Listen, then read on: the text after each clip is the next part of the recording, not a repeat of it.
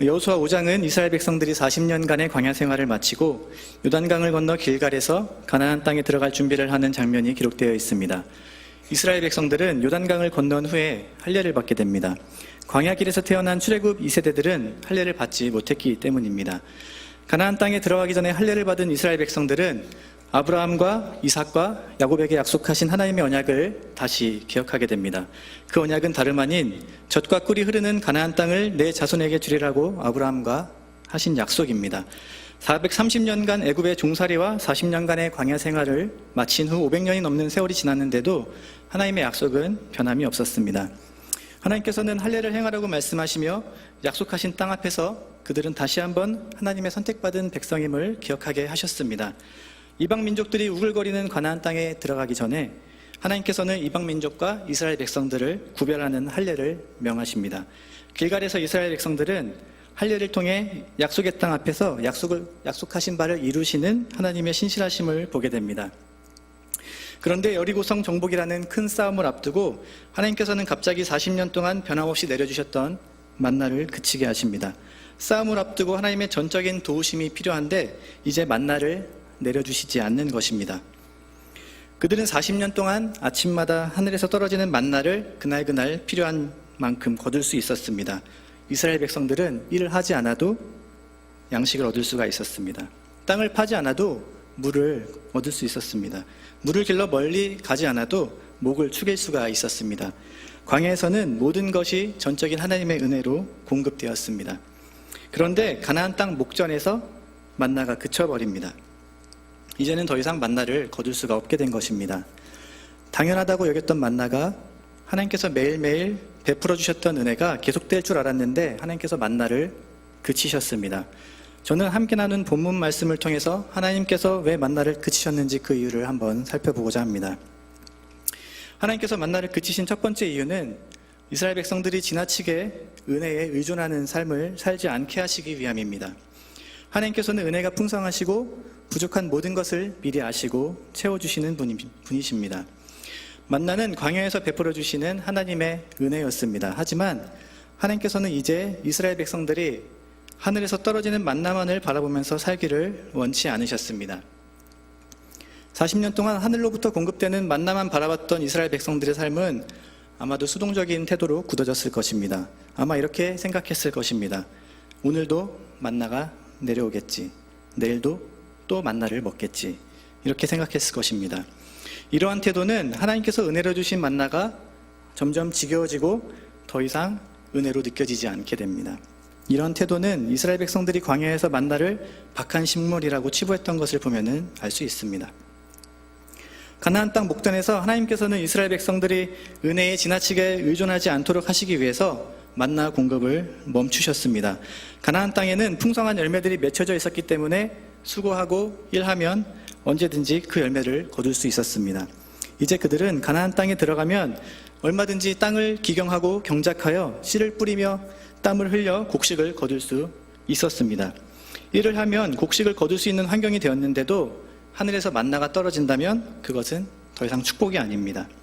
만약 그렇다면 그들은 아무 노동도 하지 않을 것이기 때문입니다. 하나님만 의지하고 아무것도 하지 않는 것은 믿는 자의 삶의 태도가 아닙니다. 사랑하는 성도 여러분, 여러분의 어린 자녀들이 초등학교 고학년이 되고 곧 중고등학교에 진학하게 되었는데 여전히 부모에게 모든 것을 의존한다면 어떤 마음이 드시겠습니까?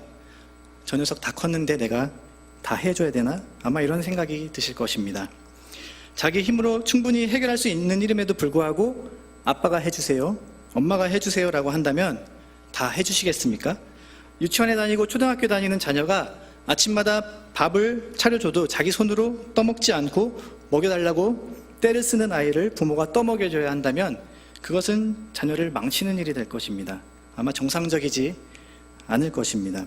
만약 자녀가 요구하는 대로 다 해주신다면 그것은 자녀를 망치는 일입니다. 자녀가 요구하지도 않는데도 부족한 틈을 느낄 것이 없이 모든 것을 다 채워준다면 그건 역시 자녀를 망치는 일입니다. 자기 힘으로 할 수 있는 데까지 다 해볼 수 있도록 지켜보고 기다려줘야 한다는 사실을 더 이상 이야기하지 않아도 잘 알고 계실 것입니다. 교육 전문가들도 아이들의 요구를 즉시 다 들어주지 말라고 이야기합니다. 루소라는 교육가가 다음과 같은 이야기를 했습니다. 당신은 당신의 아이를 불행하게 만드는 확실한 방법을 아는가? 그것은 원하는 모든 것을 얻는 것에 익숙하게 만드는 것이다. 원하는 것을 쉽게 얻으면 얻을수록 아이는 더 많은 것을 원하게 된다. 그러나 아이가 원하는 모든 것을 충족시켜주기란 현실적으로 불가능하기 때문에 언젠가 당신은 아이의 희망을 들어주지 못하게 된다. 처음에 아이가 원하는 것은 당신의 산책용 지팡이이다. 다음에는 당신의 시계, 그 다음에는 지나가는 새, 또 그 다음에는 밤하늘에 반짝이는 별. 아이는 눈앞에 보이는 모든 것을 갖고 싶어 한다. 당신이 신이 아니라면 어떻게 당신이 아이를 만족시킬 수가 있겠는가? 이렇게 이야기를 합니다. 만약 아이가 원하는 대로 다 들어주면 아이는 자신의 힘으로 해결할 수 있는 문제도 손가락 하나 까딱하지 않을 것입니다. 아이는 엄청난 특권의식 속에서 자신이 왕이라고 생각하면서 타인을 자신의 뜻대로 조종하게 될 것입니다. 프로이트라는 심리학자가 이렇게 말했습니다. 아기 폐하에게는 부족한 것이 아무것도 없는데 아이가 울어댄다면 그것은 울음이 아니라 명령입니다. 사랑하는 성도 여러분, 때때로 하나님께 드리는 기도가 하나님을 향한 명령이 될 수 있다는 사실을 기억하시고 조심하시기를 바랍니다. 만족할 줄 모르고 끝없이 욕구 불만을 느끼는 이스라엘 백성에게, 그리고 저와 여러분에게 하나님께서 내리신 처방은 모든 필요를 즉시 채우시지 않고 때로는 공급해 주시던 것도 멈추시는 것입니다. 하나님께서는 저와 여러분이 상황에 따라 자족하는 법을 배우기를 원하십니다. 궁핍함 속에서도 자족할 줄 알아야 거저 주시는 은혜에 감사하게 되기 때문입니다.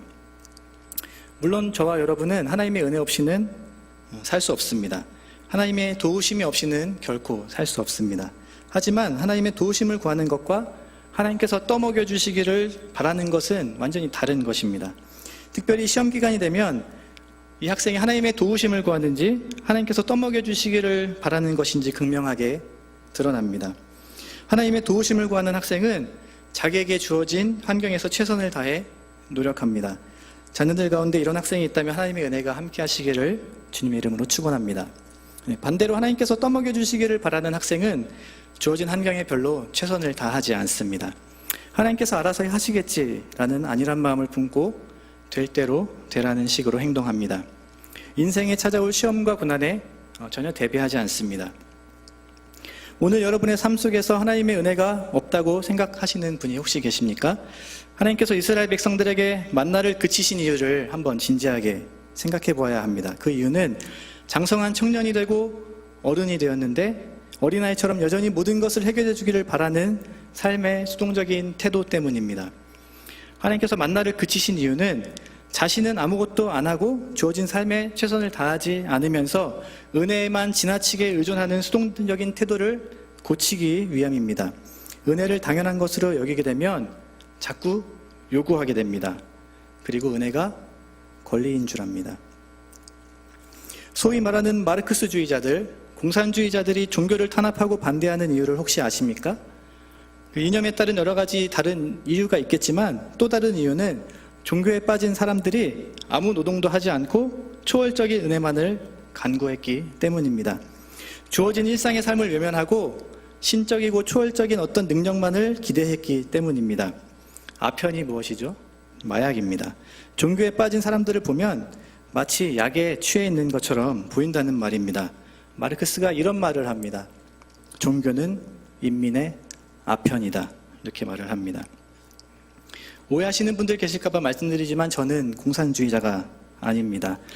성경 속에 하나님의 일을 감당했던 하나님의 사람들을 살펴보면 하늘에서 떨어지는 만나만을 바라보면서 수동적으로 살았던 사람들이 아닙니다. 오히려 주어진 환경에서 성실하게 최선을 다했던 사람들입니다. 그런 사람들이 하나님의 손에 붙들려 있었음은 길게 이야기하지 않아도 다 아실 것입니다. 그리고 전도서 3장 12절 13절 말씀을 보면 이렇게 기록되어 있습니다. 사람이 사는 동안에 기뻐하며 선을 행하는 것보다 나은 것이 없는 줄을 내가 알았고 사람마다 먹고 마시는 것과 수고함으로 낙을 누리는 것이 하나님의 선물인 줄을 또한 알았도다. 평범하고 일상적인 삶의 수고가 하나님의 은혜이고 은혜입니다. 그리고 이러한 삶의 수고를 통해 놀라운 하나님의 능력과 기적이 나타나는 줄을 믿으시기를 주님의 이름으로 축원합니다. 하나님께서 만나를 그치신 두 번째 이유는 이스라엘 백성들을 성장시키기 위함입니다. 저는 제 딸아이가 14개월 정도 되었을 때 아내가 골다공증이 다소 심하게 왔다는 의사의 소견이 있었고 모유수유를 그만하는 것이 좋겠다는 이야기를 들었습니다. 아이에게 모유를 수유하면 엄마 몸속에 있는 칼슘이 많이 빠져나가기 때문에 골다공증이 더 심해질 수 있기 때문입니다. 엄마가 건강해야 아이를 건강하게 키울 수 있었고 무엇보다 하은이가 모유를 먹지 않고 이유식이나 시중에서 판매하는 일반 우유를 통해서 영양소를 잘 공급받고 음식을 잘 소화시킬 수 있는 시기가 되었기 때문에 모유 수유를 끊기로 하였습니다. 하지만 모유 수유를 끊는 것이 정말 쉽지는 않았습니다. 어느 정도 자란 아이들이라고 할지라도 잠자리에서 엄마 젖을 물면 심리적인 안정감도 누리고 허기도 채울 수 있기 때문에 젖을 물고 잠자리에 들고는 합니다. 딸아이 역시 모유가 필요해서라기보다 심리적 안정감을 누렸기 때문에 젖을 찾았고 아이 엄마도 모유를 더 먹이고 싶어 했습니다. 하지만 하은이는 엄마가 더 이상 젖을 물려주지 않는 모습을 보이자 소리를 지르며 울어내기 시작했습니다. 아이는 당장 젖을 물리라고 명령하였습니다. 밤 9시부터 한 4시간 동안 멈추지 않고 울었습니다. 안아줘도 다른 것으로 달래도 별로 소용이 없었습니다. 엄마 가슴에다가 얼굴을 파묻고 우는데 정말 마음이 미어지는 것 같았습니다. 우는 아이 달랠 때만큼 정말 스트레스를 받는 일이 없습니다. 아이는 젖을 줄 수 있는데 물릴 수 없는 부모의 마음은 전혀 모르는 것 같았습니다. 아마 하은이는 엄마가 왜 젖을 주지 않았는지 이해할 수 없었을 것입니다. 늘 웃으면서 친절하게 품에서 젖을 먹여주던 엄마가 갑자기 돌변했습니다. 아이는 아마 엄마가 자기를 버렸다고 생각했을 것입니다. 그렇게 아이와 씨름하면서 저는 불쌍한 마음이 들었습니다. 그냥 모유를 더 먹일까? 그냥 포기할까? 라는 생각이 들기도 했습니다. 하지만 아이를 위해서 그리고 엄마를 위해서 포기할 수 없었기 때문에 우는 아이를 조금씩 달래면서 그냥 바라보기만 했습니다. 그렇게 4시간 동안 소리 지르면서 울던 아이는 지쳐서 눈가에 눈물이 고인 채로 잠자리에 들었습니다. 그때 이 아이를 바라보면서 제 마음이 얼마나 울컥하고 속상했는지 모릅니다. 지금은 건강하게 잘 자라고 있기 때문에 모유를 끊은 것을 아주 잘했다는 생각이 듭니다. 만약 6살 된 아이가 지금까지 모유를 먹고 있다면 그것은 정말 끔찍한 일이 아닐 수 없습니다.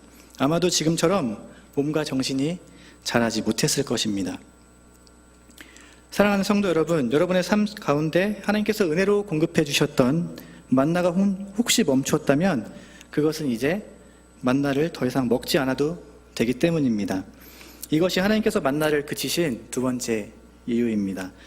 혹시라도 오해가 없으시기를 바랍니다. 이것은 더 이상 은혜가 필요하지 않다는 이야기가 아닙니다. 이것은 하나님께서 더 이상 은혜를 베풀지 않는다는 이야기가 아닙니다.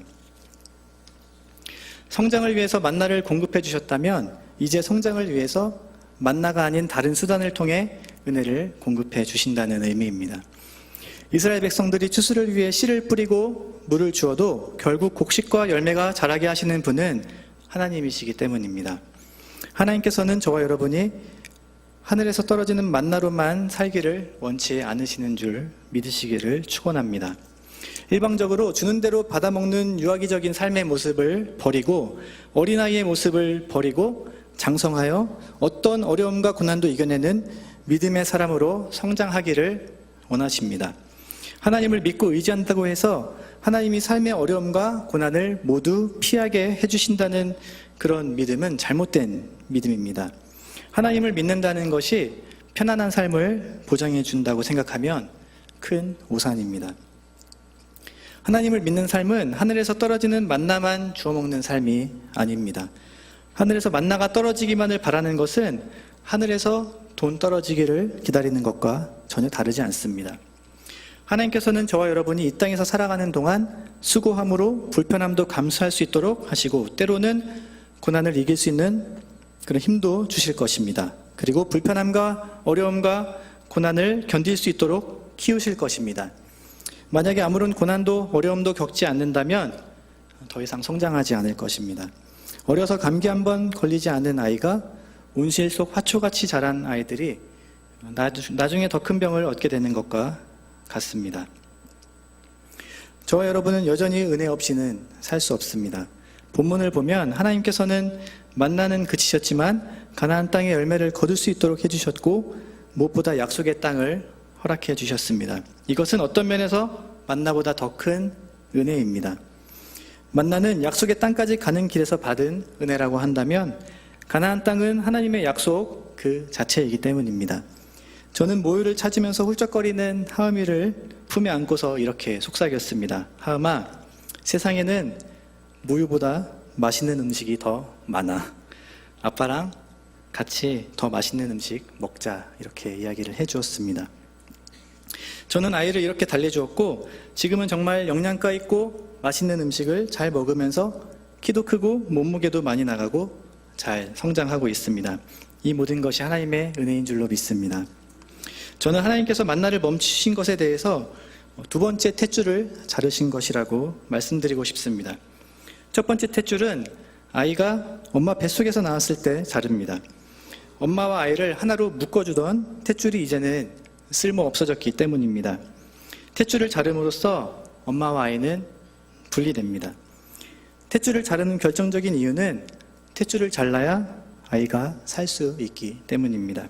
만약 아이가 뱃속에서 나왔는데 탯줄을 자르지 않는다면 아이와 엄마는 둘 다 생명을 잃게 됩니다. 탯줄을 자르지 않는다는 것 자체가 불가능합니다. 내 아이를 위한 부모의 작은 철학이라는 책에 보면 저자는 두 번째 탯줄에 대해서 이야기를 합니다. 두 번째 탯줄 자르는 일 역시 첫 번째 탯줄을 자르는 것처럼 부모와 아이가 서로 떨어지는 행위라고 합니다. 장성하였음에도 불구하고 두 번째 탯줄을 자르지 못해서 여전히 정서적으로 물질적으로 독립하지 못한 자녀들 때문에 고민하는 부모님들이 많이 계실 것입니다. 자녀가 안쓰러워도 두 번째 탯줄을 자르지 않는다면 부모님과 자녀 둘 다 힘들어질 것입니다. 이것은 정말 쉽지 않은 문제입니다. 지난번 강의 때 한옥 목사님께서 말씀하셨던 것처럼 두 번째 탯줄을 자르지 않은 자녀는 부모로부터 받는 공급이 끊어지면 더 이상 세상을 살지 못할 것입니다. 그래서 가능하면 일찍 아이에게 부모는 신이 아니다라는 것을 가르쳐 주어야 한다고 합니다. 너무 늦기 전에 아이 스스로 부모의 품을 떠나 자신의 길을 찾아갈 수 있도록 해주어야 합니다. 이것은 단지 모유수유를 그친 것만 보고서 두 번째 탯줄을 잘랐다고 할 수는 없습니다. 매 순간마다 자신의 힘으로 할 수 있거나 조금만 힘들어도 부모의 도움을 요청한다면 그것은 모두 잘라버려야 할 두 번째 탯줄입니다. 역설적으로 탯줄을 잘라야 살 수 있기 때문입니다. 사람이라면 누구나 유아기적인 정서가 남아 있습니다. 부모가 되신 분들은 자녀에 대한 애틋함과 안쓰러움을 가지고 있습니다. 하지만 유아기적인 정서나 자녀에 대한 애틋함, 안쓰러움, 이 모든 것들은 두 번째 탯줄을 자름으로써 해결이 됩니다. 아이의 탯줄을 잘라보신 부모님들께서는 아실 것입니다. 탯줄을 자르지 않으면 아이가 더 이상 성장하지 않습니다. 하나님께서도 만나를 그치신 이유는 두 번째 탯줄을 잘라내심으로써 저와 여러분을 성장시키기 위함이라는 사실을 꼭 기억하셨으면 좋겠습니다. 수동적인 태도로 하나님의 손만 쳐다보면서 평생 만나만 먹는다면 영적으로 무뎌지고 나태해질 것입니다. 만나만 먹고 살겠다고 하는 것은 받아들이기 쉬운 말씀은 아멘하지만 인정하기 힘든 말씀에는 귀를 닫아버리는 것과 같습니다. 이것은 또한 어린아이가 내 마음에 드는 행동만 하는 것과 같습니다. 사랑하는 성도 여러분, 신앙의 연륜이 오래되었음에도 불구하고 여전히 하나님의 말씀을 입맛에 따라 결정하고 받아들인다면 믿음이 성장하지 못할 것입니다. 하나님께서는 저와 여러분의 있는 모습 그대로 사랑하십니다. 그렇게 믿으시죠? 하지만 하나님께서는 저와 여러분을 있는 그대로 두시지는 않을 것입니다. 이제 말씀을 정리하겠습니다. 성도 여러분, 혹시 간구하시는 기도에 바로바로 응답해 주시지 않는 하나님께 서운한 적 있지 않으십니까? 저는 사랑하는 자녀들이 저에게 무언가를 요구할 때 그것을 거절하는 것이 정말 힘들다는 사실을 알게 되었습니다. 제 마음 같아서는 다 들어주고 싶었습니다. 하늘의 별도 따다주고 싶고 모든 것을 다 갖다주고 싶고 무리해서라도 사주고 싶었습니다. 실제로 그렇게 해준 적도 적지 않습니다. 그런데 자녀들이 요구하는 대로 다 해주고 싶어 하는 이면의 제 마음속에는 이렇게 해주지 않으면 능력 있는 아빠가 아니다, 능력 있는 아빠가 아니다라는 생각이 뿌리내려 있었습니다.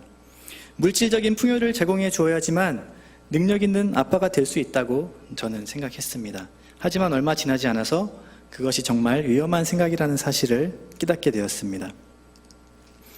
만약 하나님께 기도했는데 하나님께서 들어주시지 않는다면 이런 마음이 생길 것입니다.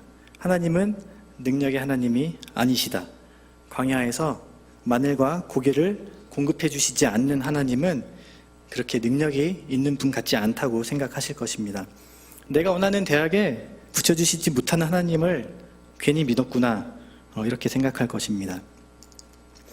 하지만 하나님께서는 저와 여러분이 이런 생각을 할 것을 아시면서도 초자연적인 능력으로 쉽게 여러분의 요구를 들어주지 않으실 것입니다. 하나님께서는 여러분의 그런 요구를 들어주는 것이 오히려 여러분을 망친다는 사실을 잘 알고 계시기 때문입니다. 자녀가 서운해할 것을 알면서도 들어주지 않는 것이 얼마나 괴로운 일인지 모릅니다. 하지만 원하는 것을 다 해주어서는 안 됩니다. 저와 여러분은 자녀에게 무시당할 것이 괴로워서 그 요구를 어쩔 수 없이 들어줄지라도 하나님께서는 결코 그렇게 하지 않으실 것입니다. 하나님께서는 오래 참으실 수 있는 분이십니다. 사랑하는 성도 여러분, 오늘 말씀을 통해 저와 여러분이 원하는 것을 간구해도 잘 들어주지 않는 하나님의 마음을 이제 조금은 헤아릴 수 있었으면 좋겠습니다.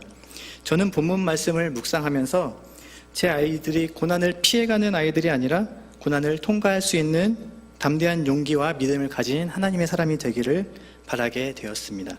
하나님의 마음도 이와 같다고 생각합니다. 또한 제가 이 말씀을 묵상하면서 하나님께 구하는 것 중에 없어도 되는 것들이 생각보다 많다는 사실을 알게 되었습니다.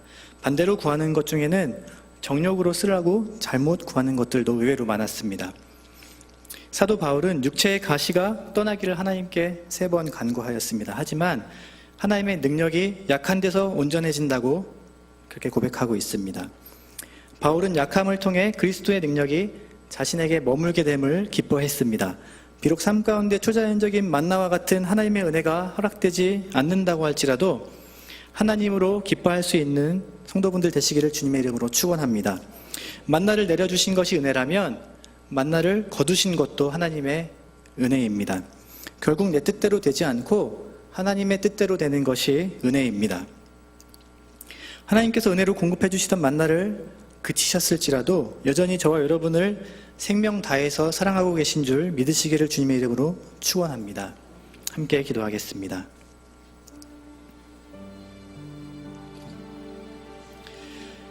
은혜 주님 감사합니다. 매일매일 삶 가운데 저희의 필요를 잘 아시고 때를 따라 돕는 은혜로 함께 해주시는 주님의 친절하심에 감사드립니다. 이 시간 말씀을 통해 가나안 땅의 목전에서 40년간 공급하신 만나를 그치신 이유를 생각해 보았습니다. 은혜로 저희를 구원하시고 돌보시고 입혀주심에도 불구하고 여전히 하나님께 더 요구하는 저희들의 죄된 모습을 긍휼히 여겨주시고 이제 믿음으로 2번째 탯줄을 끊어버리고 더욱 장성하여 믿음의 사람으로 하나님을 기쁘시게 해드리는 중앙의 모든 성도들 다 될 수 있도록 축복해 주시옵소서. 이제는 우리를 구원하신 주 예수 그리스도의 은혜와 독생자를 아낌없이 내어주신 하나님의 사랑하심과 우리가 하나님의 자녀됨을 믿도록 도우시는 성령 하나님의 교통하심이 만나를 내리시기도 하시고 거두시기도 하시는 하나님의 은혜를 깨닫고 믿음의 사람으로 하나님을 기쁘시게 해드리기로 작정하고 돌아가는 예배에 참석한 모든 성도들의 머리 위에 가정과 사업장, 조국과 나라의 위정자들 위해 이제로부터 영원토록 함께 하시기를 간절히 축원하옵나이다. 아멘.